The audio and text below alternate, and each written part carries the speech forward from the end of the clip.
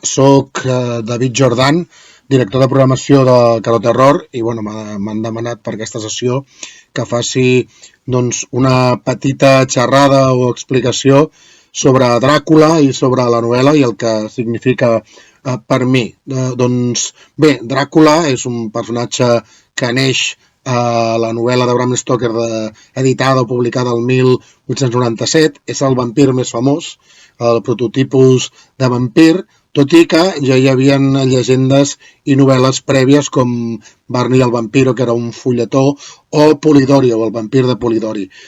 A part d'immortalitzar el personatge del vampir, el comte Dràcula, també va immortalitzar el seu autor, l'irlandès Bram Stoker. El meu primer contacte amb Dràcula, però, no va ser a través de la novel·la, sinó que va ser a través del cinema. El meu primer contacte amb Dràcula va ser amb el cicle de pel·lícules de la Hammer, el cicle Dràcula, on Dràcula estava interpretat per Christopher Lee. Van ser unes pel·lícules, la primera és de 1958 i Christopher Lee interpretava un comte Dràcula que era com una espècie de depredador sexual amb moltes ganes de sang. Després vaig descobrir més tard un vampir previ, el vampir de la Universal, interpretat per Bela Lugosi a partir de la pel·lícula de 1931 de Tove Browning, on el vampir està interpretat o està encarnat per, sembla un gentil cavaller estranger amb accent exòtic i vestit de noble, que després fa les seves malifetes a la nit, no? Convertint-se en vampir i tot això. Estirant del fil, això, aquesta pel·lícula de la Universal estava inspirada o es basa en una obra de teatre de Hamilton Dean que va adaptar després John L. Baldeston, que es basava molt lliurement amb la novel·la de Bram Stoker, la simplificava molt per poder-la adaptar al teatre, i el mateix Bela Lugosi la va interpretar al teatre i per això també va ser el primer vampir Dràcula del cinema, perdó, Nosferatu, que es va fer sense drets. Sobre la novel·la, la novel·la sorprèn sobretot per la seva estructura epistolar a base de cartes, notícies i telegrames que va reconstruir la història i es va configurant aquest personatge misteriós que es va descobrint a poc. Stoker, com és àmpliament sabut, va basar el personatge del vampir Dràcula en Vlad Tepes, també conegut com a Vlad l'Empalador, un príncep històric de Valàquia del segle XV, i també la seva cosina llunyana Erzsébet Báthory, conegut com la condessa sanguinària.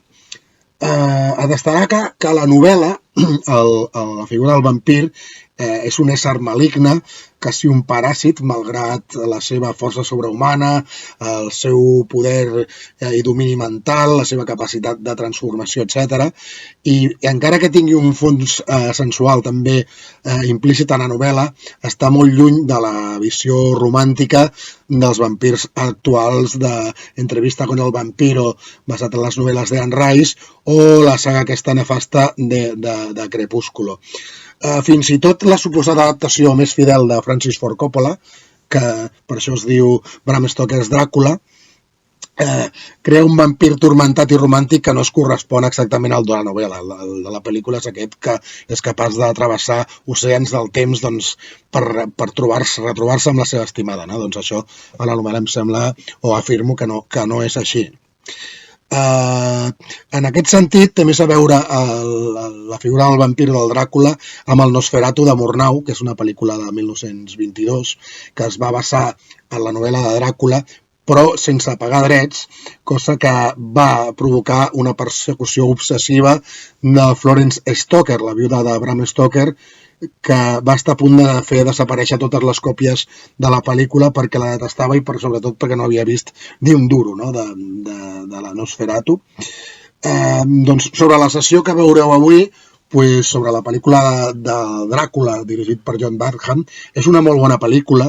John Badham és un artesà que aconsegueix una gran ambientació i adapta amb encert alguns passatges de la novel·la, els més representatius, i s'ha de dir que el Dràcula, l'actor que fa de Dràcula, el Frank Langella, avui dia hi ha un senyor gran que és un secundari de luxe, fa un bon paper i a més també havia interpretat com el Bela Lugosi a Broadway el mateix Dràcula.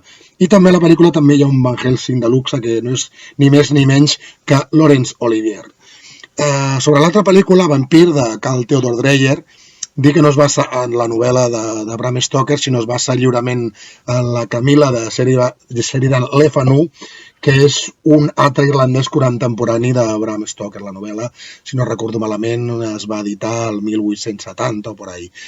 Aquesta pel·lícula de Vampir és una pel·lícula que es va rodar per ser muda, tot i que després es van insertar una sèrie de diàlegs, ja que va ser l'impàs aquest entre el cinema mut i el cinema sonor, i destaca sobretot per la seva atmosfera amb uns recursos expressionistes als que Dreyer feia gala amb encert i on la força està més amb la poètica de les imatges que en el terror en si del relat. I bueno, no m'enrotllo més i espero que us hagi servit, agradat la meva explicació. Moltes gràcies i que passeu una bona vetllada.